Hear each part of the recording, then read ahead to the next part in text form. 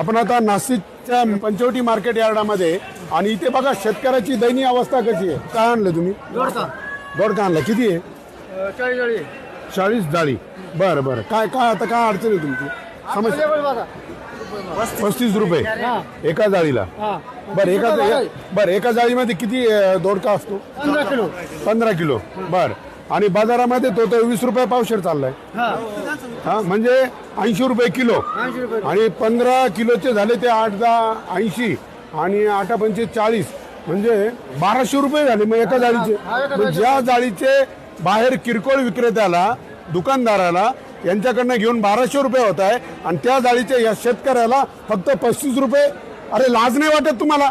माननीय मुख्यमंत्री साहेब, तुम्ही आता महाराष्ट्रभर छत्रपती शिवाजी महाराजांच्या पुतळ्याला पुष्प अर्पण करताना तुम्ही बॅनर लावले, देवा भाऊ देवा भाऊ, जिकडं बघावं तिकडं देवा भाऊ, ओ देवा भाऊ. तुम्ही एका मुलाखतीत म्हटले मी छत्रपती शिवाजी महाराजांच्या विचाराने राज्य चालवतो.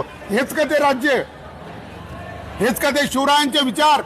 अरे छत्रपती शिवाजी महाराज म्हटले माझ्या शेतकऱ्याच्या भाजीच्या देठालाही धक्का लावार तर खबरदार. आणि माझ्या शेतकऱ्याची गवताची काडी सुद्धा कोणाकडे गाण राहणार नाही या विचार शिवरायांचे. आणि तुम्ही काय आदर्श घेतला? तुम्ही स्वामीनाथन आयोग माझ्या शेतकऱ्याला का मान्य करत नाही? परंतु तुम्ही ते करत नाही. तुम्हाला फक्त व्यापारी माजवायचा आहे. म्हणून मी खेदाने म्हणतो हे शेठजी आणि भटजीचे सरकार आहे. तुम्हाला इथे शेतकरी मोठा होऊ द्यायचा नाहीये. अरे लाज वाटली पाहिजे. अरे जी तंबाखूची पुडी नाही खाल्ली तर मरते का लोक? ती बनवणार कोट्याधीश. जे दारू नाही पिले तर मरते का लोक? ते बनवणार कोट्याधीश. आणि अन्न नाही खाल्ले तर तरफडून मरशाल. ते बनवणारा 18-20 दरिद्री. दादा 1 एकरला काय किती खर्च येतो? 2 लाख रुपये. बरं मग परवडतं का तुम्हाला? 35 रुपये. अरे तोडायला 20 रुपये लागायचे रे, आणायला 20 रुपये, 40 रुपये इथपर्यंत आणायला आणि 35 रुपयाला. अरे लाजा वाटू द्या नाही. अरे जो माल 80 रुपये किलोनी जातोय एका जाळीमध्ये 15 किलो आहे आणि तो तुम्हाला 35 रुपये किलोना पाहिजे. बाजार समित्यांनो तुम्ही काय करू राहिले? मग तुम्हाला व्यापारी आणि शेतकऱ्यामध्ये तुम्हाला हे समतोल साधता येत नाही का? 150 जाळी कारल्याचा लिलाव नाही झाला. हा 150 जाळी कारल्याचा लिलाव कारल्याचे लिलाव झाला नाही. मग आता ते काय करायचे? परत घेऊन जायचे. बरं लिलाव का नाही झाला? म्हणजे काय भाव मागताय? घ्यायला कोण नाही. अरे पण हे शेतकऱ्यांनो तुम्हाला पण माझी एक विनंती आहे. तुम्ही शेतकरी पण काय झाले माहितीये का? तुम्ही ना विखुरलेले व्यापारी संघटित आहे. त्यांनी ठरलं याला हात लावायचा नाही, लावत नाही कुणी. या भावाच्यावर घ्यायचं नाही, घेत नाही कुणी. आणि मग शेतकरी अरे मी म्हणतो पोटापुरतं पिकवा वर्षभर. अरे मरू दे या भाडीवांना. अरे मग काय माती खाल का तुम्ही? हा आम्ही फक्त आमच्या पोटापुरतं पिकवलं ना. 1 वर्षभर महाराष्ट्रातल्या सगळ्या शेतकऱ्यांना विनंती आहे वाटेल तो वाण पिकवा, प्रत्येक भाजीपाला पिकवा, फक्त पोटापुरता पिकवा, अजिबात विकायचा नाही. तसं हे सरकार आणि हे व्यापारी ध्यानावर येणार नाही.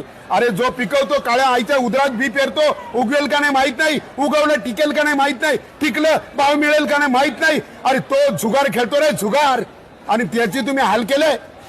हा त्याच्या पिकाला भाव नाही आणि ते इथून घेऊन 35 रुपये ना तिकडे जाऊन त्याचे 1200 रुपये करायचे. लाज किडे पडून मरशाल रे भाडव्यांनो. लाज वाटली पाहिजे या सरकारला. म्हणून मी सांगतो माननीय मुख्यमंत्री साहेब, तुम्हाला जर खरंच छत्रपती शिवाजी महाराजांचा आदर्श असेल तर शेतकऱ्याला स्वामीनाथन आयोग मान्य करा. बरं मग आपण सगळे शेतकरी किती? 70%. मग आपण एकत्र या ना. अरे आपण म्हणतो पंतप्रधान, आपण म्हणतो मुख्यमंत्री. या सरकार शेतकऱ्याच्या बांधव पुढारी तयार करा. शेतकऱ्याच्या पोरांनो निवडणुकीच्या रिंगणात उतरा. ग्रामपंचायत, पंचायत समिती, जिल्हा परिषद, आमदार, खासदार शेतकऱ्यांनो व्हा ना तुम्ही.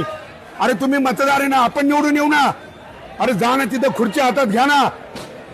म्हणून परत एकदा खेदाने म्हणावं लागतं खरंच बळीराजाचं सरकार आहे नाही ना?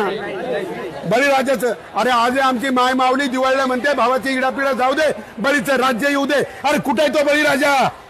परंतु आता बळीचं नाही वामनाचं राज्य आलंय. वामनाच्या वंशज बसलाय मुख्यमंत्री. खेदाने म्हणावं लागतंय. आणि मग बळीचा वंशज हा शेतकरी मेला रे, पार मेला, मारून टाकला.